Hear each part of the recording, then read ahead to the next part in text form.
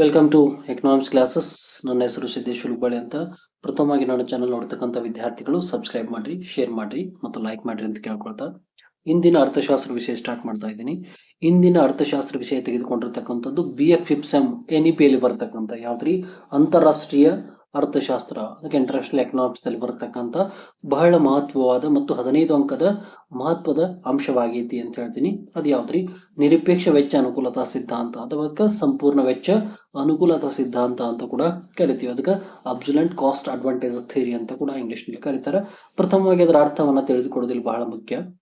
ಅದರ ಅರ್ಥ ಏನದ ಅಂದ್ರೆ, ಒಂದು ದೇಶ ಇನ್ನೊಂದು ದೇಶಕ್ಕಿಂತ ಕಡಿಮೆ ವೆಚ್ಚದಲ್ಲಿ ಅಥವಾ ಕಡಿಮೆ ಸಂಪನ್ಮೂಲಗಳಲ್ಲಿ ಯಾವುದಾದ್ರೂ ವಸ್ತುವನ್ನು ಉತ್ಪಾದಿಸಲು ಸಾಧ್ಯವಾದರೆ ಆ ದೇಶಕ್ಕೆ ಆ ವಸ್ತುವಿನ ಉತ್ಪಾದನೆಯಲ್ಲಿ ನಿರಪೇಕ್ಷ ವೆಚ್ಚ ಅನುಕೂಲತೆ ಇದೆ ಎಂದು ಹೇಳಲಾಗ್ತದ ಅಂತ ಹೇಳ್ತಾರೆ. ಅಂದ್ರ ಇಲ್ಲಿ ಒಂದು ದೇಶ ಇನ್ನೊಂದು ದೇಶಕ್ಕಿಂತ ಯಾವ್ದಾದ್ರು ಒಂದು ವಸ್ತುವಿನ ಉತ್ಪಾದನೆ ಒಳಗ ಅಗದಿ ಕಡಿಮೆ ವೆಚ್ಚದೊಳಗ ಕಡಿಮೆ ಸಂಪನ್ಮೂಲಗಳಲ್ಲಿ ಆ ವಸ್ತುವನ್ನು ಉತ್ಪಾದನೆ ಮಾಡೋ ಸಾಮರ್ಥ್ಯ ಹೊಂದಿತ್ತಂದ್ರ ಆ ದೇಶಕ್ಕೆ ನಾವೇನ್ ಕರಿತೀವಿ, ಆ ವಸ್ತುವಿನ ಉತ್ಪಾದನೆಯಲ್ಲಿ ಆ ದೇಶ ಏನಾಗಿರ್ತದ ಸಂಪೂರ್ಣ ವೆಚ್ಚ ಅನುಕೂಲತೆಯನ್ನ ಹೊಂದಿರ್ತದ ಅಂತ ಹೇಳ್ತಾರೆ. ಅದಕ್ಕೆ ನಾವು ನಿರಪೇಕ್ಷ ವೆಚ್ಚ ಅನುಕೂಲತಾ ಸಿದ್ಧಾಂತ ಅಂತ ಕರಿತೀವಿ ಅಥವಾ ಸಂಪೂರ್ಣ ವೆಚ್ಚ ಅನುಕೂಲತಾ ಸಿದ್ಧಾಂತ ಅಂತ ಕೂಡ ಕರೆಯಲಾಗ್ತದೆ. ಇನ್ನು ಅದನ್ನು ಯಾರು ಪ್ರಸ್ತುತಪಡಿಸಿದ್ರು ಪ್ರಥಮವಾಗಿ ಅಂದ್ರ, ಈ ಸಿದ್ಧಾಂತವನ್ನ ಆಡಮ್ ಸ್ಮಿತ್ ನಿಂದ ಪ್ರತಿಪಾದಿಸಲ್ಪಟ್ಟಿದೆ. ರಫ್ತು ಮತ್ತು ಆಮದುಗಳೆರಡರಿಂದಲೂ ಒಂದು ದೇಶಕ್ಕೆ ಅನುಕೂಲವಾಗುತ್ತದೆ ಎಂದು ಸ್ಮಿತ್ ವಾದಿಸಿದ್ದಾನೆ ಅಂತ ಹೇಳ್ತಾರೆ. ಅಂದ್ರ ಅಡಮ್ ಸ್ಮಿತ್ ಪ್ರಕಾರ ಏನಾಗ್ತದೆ, ಆಮದು ರಫ್ತುಗಳು ಎರಡೂ ಕಡೆಯಿಂದ ಕಂಡು ಬರುವುದರಿಂದ ಅದೇನಾಗ್ತದೆ ಒಂದು ದೇಶಕ್ಕೆ ಅನುಕೂಲವಾಗ್ತದೆ ಅಂತೇಳಿ ಯಾರಿ ಅಡಮ್ ಸ್ಮಿತ್ ರವರು ಪ್ರತಿಪಾದಿಸಿದ್ದಾರೆ.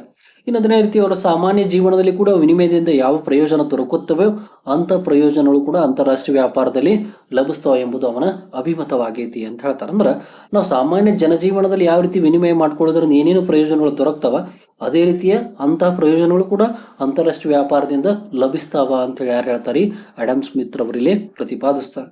ಇಲ್ಲಿ ಒಂದಿಷ್ಟು ಪ್ರಮುಖ ಅಂಶಗಳನ್ನು ಕೂಡ ಕೊಟ್ಟಾರ. ಅವರ ಪ್ರಕಾರ, ಅಡಮ್ ಸ್ಮಿತ್ ಪ್ರಕಾರ, ಒಂದನೇದು, ಪ್ರತಿ ದೇಶವು ತನ್ನಗೆ ಕಡಿಮೆ ವೆಚ್ಚದಲ್ಲಿ ಉತ್ಪಾದಿಸಬಹುದಾದ ವಸ್ತುಗಳಲ್ಲಿ ವಿಶೇಷೀಕರಣವನ್ನ ಮಾಡಬೇಕು ಅಂತ ಹೇಳ್ತಾರೆ. ಅಂದ್ರೆ ಪ್ರತಿಯೊಂದು ದೇಶ ತನಗೆ ಯಾವುದರಲ್ಲಿ ಕಡಿಮೆ ವೆಚ್ಚದಲ್ಲಿ ಉತ್ಪಾದಿಸಬಹುದಾದ ಸಾಮರ್ಥ್ಯ ಇರ್ತದ ಆ ವಸ್ತುಗಳಿಗೆ ಹೆಚ್ಚು ವಿಶೇಷೀಕರಣ ಮಾಡಬೇಕು ಅಂತ ಹೇಳ್ತಾರೆ, ಒಂದನೇದು. ನಂತರ ಆ ವಸ್ತುಗಳನ್ನು ಇತರ ದೇಶಗಳೊಂದಿಗೆ ವ್ಯಾಪಾರ ಮಾಡಬೇಕು, ಇದರಿಂದ ಎರಡೂ ದೇಶಗಳಿಗೂ ಕೂಡ ಲಾಭವಾಗ್ತದ ಅಂತ ಹೇಳ್ತಾರೆ. ಅಂದ್ರೆ ಕಡಿಮೆ ವೆಚ್ಚದಲ್ಲಿ ಏನು ವಸ್ತುಗಳನ್ನು ಉತ್ಪಾದನೆ ಮಾಡ್ತೀವಿ ಅದನ್ನ ಇತರ ದೇಶಗಳೊಂದಿಗೆ ಕೂಡ ನಾವೇನು ವ್ಯಾಪಾರ ಮಾಡೋದ್ರಿಂದ ಎರಡೂ ದೇಶಗಳಿಗೂ ಕೂಡ ಇಲ್ಲಿ ಲಾಭವಾಗ್ತಕ್ಕಂಥದ್ದು ಕಂಡು ಬರ್ತದ ಅಂತ ಯಾರಿ ಅಡಮ್ ಸ್ಮಿತ್ ಅವರು ಇಲ್ಲಿ ವಾದಿಸ್ತಕ್ಕಂಥದ್ದು. ಇನ್ನು ನಂತರ ಒಂದಿಷ್ಟು ಉದಾಹರಣೆ ಕೂಡ ಕೊಟ್ಟಾರ. ಒಂದು ಉದಾಹರಣೆ ಕೂಡ ಕೊಟ್ಟಾರ. ಏನ್ರಿ, ಒಬ್ಬ ದರ್ಜಿಯು ತನಗೆ ಅಗತ್ಯವಾದ ಬೂಟುಗಳನ್ನು ತಯಾರಿಸಿಕೊಳ್ಳಲು ಸಾಧ್ಯವಿಲ್ಲ, ಅಥವಾ ಬೂಟ್ ತಯಾರು ಮಾಡುವವರು ಬಟ್ಟೆಯನ್ನು ಹೊಲಿಯಲು ಸಾಧ್ಯವಿಲ್ಲ. ಬೂಟು ಮತ್ತು ಬಟ್ಟೆಯನ್ನು ಇಬ್ಬರು ಪರಸ್ಪರ ವಿನಿಮಯ ಮಾಡಿಕೊಳ್ಳುವುದರಿಂದ ಇಬ್ಬರು ಪ್ರಯೋಜನ ಉಂಟಾಗುತ್ತದೆ. ಅದೇ ರೀತಿ ಪ್ರತಿ ದೇಶಗಳು ಪರಸ್ಪರ ವ್ಯಾಪಾರ ಸಂಬಂಧವನ್ನ ಹೊಂದುವುದರಿಂದ ಇಡೀ ಪ್ರಪಂಚಕ್ಕೆ ಅನುಕೂಲ ಉಂಟಾಗ್ತದ ಅಂತ ಹೇಳ್ತಾರೆ. ಅಂದ್ರೆ ಒಂದು ಉದಾಹರಣೆ ಕೊಟ್ಟಾರ. ಬಟ್ಟೆ ಹೊಲಿತಕ್ಕಂಥವನು, ಆಮೇಲೆ ಬೂಟನ್ನ ಹೊಲಿತಕ್ಕಂಥವ್ರು. ಒಬ್ಬ ದರ್ಜಿಯು ತನಗೆ ಅಗತ್ಯವಾದ ಬೂಟುಗಳನ್ನು ತಯಾರಿಸಿಕೊಳ್ಳಲು ಸಾಧ್ಯವಿಲ್ಲ. ಅಂದ್ರೆ ಏನ್ರಿ, ಒಬ್ಬ ಟೈಲರ್ ಬಟ್ಟೆಯನ್ನು ಹೊಲಿತಕ್ಕಂಥವನು ಏನ್ರಿ, ದರ್ಜಿಯು ತನಗೆ ಅಗತ್ಯವಾದ ಅಂದ್ರೆ ಬೂಟುಗಳನ್ನು ಹೊಲಿಯಾಕ ಅವಂಗೂ ಸಾಧ್ಯವಿಲ್ಲ, ಅಥವಾ ಬೂಟ್ ತಯಾರು ಮಾಡ್ತಕ್ಕಂಥವನಿಗೆ ಬಟ್ಟೆ ಹೊಲಿಯಾಕ ಸಾಧ್ಯವಿಲ್ಲ. ಹಾಗಾಗಿ ಇಬ್ಬರು ಆ ವಸ್ತುಗಳನ್ನ ವಿನಿಮಯ ಮಾಡಿಕೊಳ್ಳೋದ್ರಿಂದ ಏನಾಗ್ತದೆ, ಅಲ್ಲಿ ಇಬ್ಬರ ನಡುವೆ ಕೂಡ ಪರಸ್ಪರ ವಿನಿಮಯ ಮಾಡಿಕೊಳ್ಳೋದ್ರಿಂದ ಇಬ್ಬರಿಗೂ ಪ್ರಯೋಜನ ಉಂಟಾಗ್ತದ ಅಂತ ಹೇಳ್ತಾರೆ. ಅಂದ್ರೆ ಇಲ್ಲಿ ಬಟ್ಟೆ ಹೊಲಿಯವ ಬೂಟ್ ವ್ಯಾಪಾರಿಯಿಂದ ಬೂಟನ್ನು ತೆಗೆದುಕೊಳ್ತಕ್ಕಂಥದ್ದು, ಬೂಟ್ ವ್ಯಾಪಾರಿ ಬಟ್ಟೆ ಹೊಲಿತಕ್ಕಂಥವನಿಂದ ಬಟ್ಟೆಯನ್ನ ಪಡಿತಕ್ಕಂಥದ್ದು, ಇಬ್ಬರು ವಿನಿಮಯ ಮಾಡಿಕೊಳ್ಳೋದ್ರಿಂದ ಪ್ರಯೋಜನ ಉಂಟಾಗ್ತದ. ಅದೇ ರೀತಿ ಇಲ್ಲಿ ದೇಶಗಳು ಕೂಡ ಪರಸ್ಪರ ವ್ಯಾಪಾರ ಸಂಬಂಧ ಹೊಂದೋದ್ರಿಂದ ಇಡೀ ಪ್ರಪಂಚಕ್ಕೆ ಅನುಕೂಲ ಉಂಟಾಗ್ತದ ಅಂತ ಹೇಳ್ತಾರೆ. ಅಂದ್ರೆ ಒಬ್ಬ ದರ್ಜೆ ಒಬ್ಬ ಬೂಟ್ ಹೊಲಿತಕ್ಕಂಥವ್ನು ಏನು ಬದಲಾವಣೆ ಮಾಡ್ಕೊಂಡ್ರು, ಅದೇ ರೀತಿ ಇಲ್ಲಿ ಪ್ರತಿಯೊಂದು ರಾಷ್ಟ್ರ ಕೂಡ ತನ್ನಲ್ಲಿ ಯಾವುದು ಕಡಿಮೆ ವೆಚ್ಚದಲ್ಲಿ ಉತ್ಪಾದನೆ ಆಗ್ತೈತಿ ಆ ವಸ್ತುಗಳನ್ನ ವಿನಿಮಯ ಮಾಡಿಕೊಳ್ಳೋದ್ರಿಂದ ಅಂತಾರಾಷ್ಟ್ರೀಯ ವ್ಯಾಪಾರ ಕೂಡ ಏರ್ಪಡ್ತದ, ಮತ್ತಲ್ಲಿ ಅವಾಗ ಹೆಚ್ಚು ಲಾಭವನ್ನು ಬರಾಕ್ ಕೂಡ ಸಾಧ್ಯ ಆಗ್ತದ ಅಂತೇಳಿ ಅಡಮ್ ಸ್ಮಿತ್ ಅವರು ಹೇಳ್ತಾರೆ. ಇನ್ನು ನಿರಪೇಕ್ಷ ವೆಚ್ಚ ಅನುಕೂಲತೆಯನ್ನ ವಿಷಾದಪಡಿಸಲು ಅಥವಾ ವಿವರಿಸಲು ಭಾರತ ಮತ್ತು ಬಾಂಗ್ಲಾದೇಶ ಎಂಬ ಎರಡು ದೇಶಗಳನ್ನಲ್ಲಿ ಮತ್ತು ಅಕ್ಕಿ ಮತ್ತು ಬಟ್ಟೆ ಎಂಬ ಎರಡು ವಸ್ತುಗಳು ಉದಾಹರಣೆಯಾಗಿ ತೆಗೆದುಕೊಂಡಾರ. ಅಂದ್ರ ಇಲ್ಲಿ ಎರಡು ದೇಶಗಳನ್ನು ಉದಾಹರಣೆಯಾಗಿ ತೆಗೆದುಕೊಂಡಿವಿ. ಯಾವ ರೀತಿ, ಭಾರತ ಮತ್ತು ಬಾಂಗ್ಲಾದೇಶ. ಆಮೇಲೆ ಎರಡು ವಸ್ತುಗಳು ಯಾವ್ದು, ಅಕ್ಕಿ ಮತ್ತು ಬಟ್ಟೆ, ಈ ಎರಡು ವಸ್ತುಗಳನ್ನು ಇಲ್ಲಿ ಉದಾಹರಣೆಯಾಗಿ ತೆಗೆದುಕೊಳ್ಳಲಾಗಿದೆ. ಎರಡೂ ದೇಶಗಳು ಎರಡೂ ಸರಕುಗಳ ಉತ್ಪಾದನಾ ವೆಚ್ಚವನ್ನ ಶ್ರಮ ಘಟಕಗಳಲ್ಲಿ ಅಳೆಯಲಾಗ್ತದೆ ಎಂದು ಭಾವಿಸೋಣ. ಇಂಥ ಸನ್ನಿವೇಶದಲ್ಲಿ ಈ ರೀತಿಯಾಗಿ ಪಟ್ಟಿಯನ್ನ ತೋರಿಸಲಾಗ್ತದೆ. ಅಂದ್ರೆ ಅದಕ್ಕೊಂದು ಪಟ್ಟಿಯನ್ನ ಕೊಟ್ಟಾರ. ಯಾವ್ದ್ರಿ, ಬಾಂಗ್ಲಾದೇಶ ಮತ್ತು ಯಾವುದು ಭಾರತ. ಭಾರತ ಮತ್ತು ಬಾಂಗ್ಲಾದೇಶ ಎರಡು ವಸ್ತುಗಳನ್ನು ತೆಗೆದುಕೊಂಡಿವಿ. ಒಂದನೇದು ಅಕ್ಕಿ, ಇನ್ನೊಂದು ಬಟ್ಟೆ. ಎರಡೂ ದೇಶಗಳಲ್ಲಿ ಯಾವುದು ಅನುಕೂಲತೆಯನ್ನು ಹೊಂದ್ಯಾವ. ಬಟ್ಟೆ ಉತ್ಪಾದನೆಯಲ್ಲಿ ಯಾವ ದೇಶ ಅನುಕೂಲತೆ ಹೊಂದೈತಿ, ಅದೇ ರೀತಿ ಅಕ್ಕಿ ಉತ್ಪಾದನೆಯಲ್ಲಿ ಯಾವ ದೇಶ ಅನುಕೂಲತೆ ಹೊಂದೈತಿ ಅನ್ನೋದನ್ನ ಇಲ್ಲಿ ಚಾರ್ಟ್ ಮುಖಾಂತರ ವಿವರಿಸಲಾಗ್ತದೆ. ಇಲ್ಲಿ ಪ್ರಥಮವಾಗಿ ಕೊಟ್ಟಾರ ದೇಶ ಭಾರತ ಮತ್ತು ಬಾಂಗ್ಲಾದೇಶ ಕೊಟ್ಟದ. ಅಕ್ಕಿ ಉತ್ಪಾದನೆಯೊಳಗ ಭಾರತ 10 ಘಟಕಗಳನ್ನು ಹೊಂದೈತಿ, ಅದೇ ರೀತಿ ಬಾಂಗ್ಲಾದೇಶ 6 ಘಟಕಗಳನ್ನು ಹೊಂದೈತಿ. ಇನ್ನು ಬಟ್ಟೆ ಉತ್ಪಾದನೆಯಲ್ಲಿ ತೆಗೆದುಕೊಂಡ್ರೆ ಭಾರತ 5 ಘಟಕಗಳನ್ನು ಹೊಂದೈತಿ, ಅದೇ ರೀತಿ ಬಾಂಗ್ಲಾದೇಶ 8 ಘಟಕಗಳನ್ನು ಹೊಂದಿರತಕ್ಕಂಥದ್ದು ಕಂಡು ಬರ್ತದೆ. ಇಲ್ಲಿ ತೆಳಗದನ್ನು ವಿವರಿಸಬೇಕಾದ್ರೆ ಭಾರತ ಅಕ್ಕಿ ಉತ್ಪಾದನೆ ಹೆಚ್ಚು ಉತ್ಪಾದಿಸುತ್ತದೆ. ಭಾರತಕ್ಕೆ ಅಕ್ಕಿಯಲ್ಲಿ ನಿರಪೇಕ್ಷ ಅನುಕೂಲತೆ ಇದೆ ಅಂತ ಹೇಳ್ತಾರೆ. ಅಂದ್ರೆ ಭಾರತವನ್ನು ತೆಗೆದುಕೊಂಡ್ವಿ ಅಂದ್ರೆ ಕಡಿಮೆ ವೆಚ್ಚದೊಳಗೆ ಹೆಚ್ಚು ಉತ್ಪಾದನೆ ಮಾಡೋ ಸಾಮರ್ಥ್ಯ ಯಾವುದನ್ನು ಹೊಂದೈತೆ ಅಂದ್ರೆ ಅಕ್ಕಿ ಉತ್ಪಾದನೆಯೊಳಗೆ. ಇನ್ನು ಬಾಂಗ್ಲಾದೇಶವನ್ನು ತೆಗೆದುಕೊಂಡ್ರೆ ಬಟ್ಟೆ ಉತ್ಪಾದನೆ ಹೆಚ್ಚು ಉತ್ಪಾದಿಸ್ತಕ್ಕಂಥ ಸಾಮರ್ಥ್ಯ ಹೊಂದೈತಿ. ಆಮೇಲೆ ಬಾಂಗ್ಲಾದೇಶಕ್ಕೆ ಬಟ್ಟೆಯಲ್ಲಿ ನಿರಪೇಕ್ಷ ಅಂದ್ರೆ ಸಂಪೂರ್ಣ ಅನುಕೂಲತೆ ಹೊಂದಿರತಕ್ಕಂಥದ್ದು ಯಾವುದು, ಬಾಂಗ್ಲಾದೇಶ. ಬಟ್ಟೆ ಒಳಗ ಭಾರತವನ್ನು ತೆಗೆದುಕೊಂಡ್ರೆ ಅಕ್ಕಿ ಒಳಗ. ಹಾಗಾಗಿ ಇಲ್ಲಿ ಏನ್ ಹೇಳ್ತಾರೆ, ಭಾರತವು ಅಕ್ಕಿ ಉತ್ಪಾದಿಸಿ ರಫ್ತು ಮಾಡಿದರೆ ಬಾಂಗ್ಲಾದೇಶವು ಬಟ್ಟೆಯನ್ನು ಉತ್ಪಾದಿಸಿ ರಫ್ತು ಮಾಡಿದರೆ ವ್ಯಾಪಾರದಿಂದ ಎರಡೂ ದೇಶಗಳಿಗೆ ಪ್ರಯೋಜನ ಪಡೆದುಕೊಳ್ತಾವ ಅಂತ ಹೇಳ್ತಾರೆ. ಅಂದ್ರೆ ಭಾರತದವರ ಹೆಚ್ಚು ಅಕ್ಕಿಯನ್ನು ಉತ್ಪಾದನೆ ಮಾಡಿ ಬಾಂಗ್ಲಾದೇಶಕ್ಕೆ ರಫ್ತು ಮಾಡತಕ್ಕಂಥದ್ದು, ಆಮೇಲೆ ಬಾಂಗ್ಲಾದೇಶ ಕೂಡ ಹೆಚ್ಚು ಬಟ್ಟೆಯನ್ನು ಉತ್ಪಾದಿಸಿ ಭಾರತಕ್ಕೆ ರಫ್ತು ಮಾಡೋದು. ಇವೆರಡೂ ಮಾಡೋದ್ರಿಂದ ಎರಡೂ ದೇಶಗಳಿಗೆ ಪ್ರಯೋಜನ ಪಡೆದುಕೊಳ್ತಾವ. ಭಾರತವು ಅಕ್ಕಿ ಉತ್ಪಾದನೆಯಲ್ಲಿ ಮತ್ತು ಬಾಂಗ್ಲಾದೇಶ ಬಟ್ಟೆ ಉತ್ಪಾದನೆಯಲ್ಲಿ ವಿಶೇಷತೆಯನ್ನು ಸಾಧಿಸ್ತಾವ.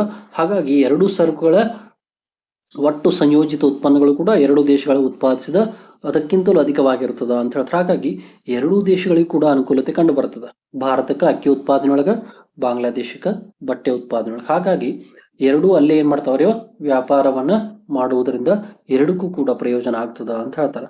ಭಾರತ ಅಕ್ಕಿ ಉತ್ಪಾದಿಸಿ ಬಾಂಗ್ಲಾದೇಶಕ್ಕೆ ರಫ್ತು ಮಾಡ್ತದ, ಬಾಂಗ್ಲಾದೇಶ ಬಟ್ಟೆಯನ್ನು ಉತ್ಪಾದಿಸಿ ಭಾರತಕ್ಕೆ ರಫ್ತು ಮಾಡ್ತಕ್ಕಂಥದ್ದು. ಹಾಗಾಗಿ ಎರಡೂ ದೇಶಕ್ಕೆ ಇಲ್ಲಿ ಅನುಕೂಲತೆ ಕಂಡು ಬರ್ತದ ಅಂತ ಹೇಳ್ತಾರೆ. ಇನ್ನು ಅದರದೇ ಆದಂತ ಒಂದಿಷ್ಟು ಅನುಕೂಲತೆಗಳು ಕೂಡ ಕಂಡು ಬರ್ತಾವ. ಯಾವ್ದ್ರಿ, ನಿರಪೇಕ್ಷ ವೆಚ್ಚ ಸಿದ್ಧಾಂತದ ಒಂದಿಷ್ಟು ಪ್ರಮುಖ ಅನುಕೂಲತೆಗಳು ಕೂಡ ಇಲ್ಲಿ ಕಂಡು ಬರ್ತಕ್ಕಂಥದ್ದು. ಅದರಲ್ಲಿ ಪ್ರಥಮವಾಗಿ ಬರ್ತಕ್ಕಂಥದ್ದು ಯಾವ್ದ್ರಿ, ಉತ್ಪಾದನಾ ಸಾಮರ್ಥ್ಯದ ಲಾಭ ಅಂತ ಹೇಳ್ತಾರೆ. ಅಂದ್ರೆ ಇಲ್ಲಿ ಅಂತಾರಾಷ್ಟ್ರೀಯ ವ್ಯಾಪಾರದ ಉದ್ಭವದಿಂದ ಕೂಡ ಯಾವುದೇ ದೇಶವು ತನ್ನಲ್ಲಿರುವ ಸಂಪನ್ಮೂಲಗಳನ್ನು ಗರಿಷ್ಠವಾಗಿ ಉಪಯೋಗಿಸಿಕೊಂಡು ಉತ್ಪಾದನಾ ಸಾಮರ್ಥ್ಯವನ್ನ ವಿಸ್ತರಿಸಲು ಸಾಧ್ಯವಾಗ್ತದ ಅಂತ ಹೇಳ್ತಾರೆ. ಅಂದ್ರೆ ಯಾವ ದೇಶ ಒಂದು ವಸ್ತುವಿನ ಉತ್ಪಾದನೆ ಹೆಚ್ಚು ಸಾಮರ್ಥ್ಯ ಹೊಂದಿರ್ತದ, ಅದನ್ನ ಹೆಚ್ಚು ಉತ್ಪಾದನೆ ಮಾಡಿ ಬೇರೆ ದೇಶಗಳಿಗೆ ರಫ್ತು ಮಾಡೋದ್ರಿಂದ ಏನಾಗ್ತದ, ಉತ್ಪಾದನಾ ಸಾಮರ್ಥ್ಯ ಕೂಡ ವಿಸ್ತರಣೆ ಆಗ್ತದ, ಮತ್ತು ಅದೇ ರೀತಿ ಅದಕ್ಕೆ ಲಾಭಾಂಶ ಕೂಡ ಹೆಚ್ಚು ಬರ್ತಾ ಹೋಗ್ತದ. ಇದು ಒಂದನೇ ಅನುಕೂಲತೆ.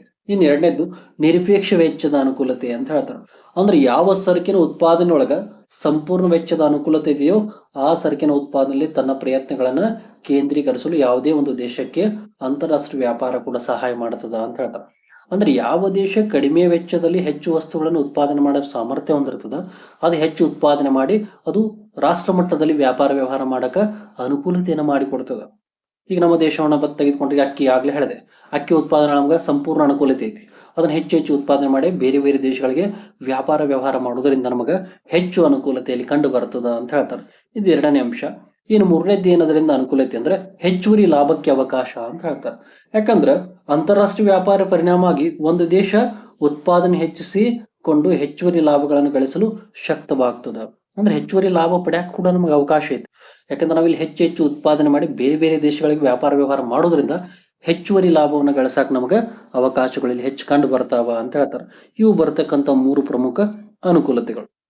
ಇನ್ನು ನಂತರ ಇದರದೇ ಆದಂತ ಒಂದಿಷ್ಟು ಅನಾನುಕೂಲತೆಗಳು ಅಥವಾ ಇದರ ದೌರ್ಬಲ್ಯತೆಗಳು ಕೂಡ ಅದಾವ. ಇದರದ್ರಿ ನಿರಪೇಕ್ಷ ವೆಚ್ಚ ಸಿದ್ಧಾಂತದ ಒಂದಿಷ್ಟು ದೌರ್ಬಲ್ಯತೆಗಳು ಕೂಡ ಇಲ್ಲಿ ಕಂಡು ಬರತಕ್ಕಂಥದ್ದು. ಅಂದ್ರೆ ಯಾವ್ಯಾವ ಬರ್ತಾವ ಇಲ್ಲಿ ಅಂದ್ರ, ಒಂದನೇದು ಬರ್ತಕ್ಕಂಥದ್ದೇನು, ಇಲ್ಲಿ ಇತರ ಉತ್ಪಾದನೆಗಳ ನಿರ್ಲಕ್ಷ್ಯ ಅಂತ ಹೇಳ್ತಾರೆ.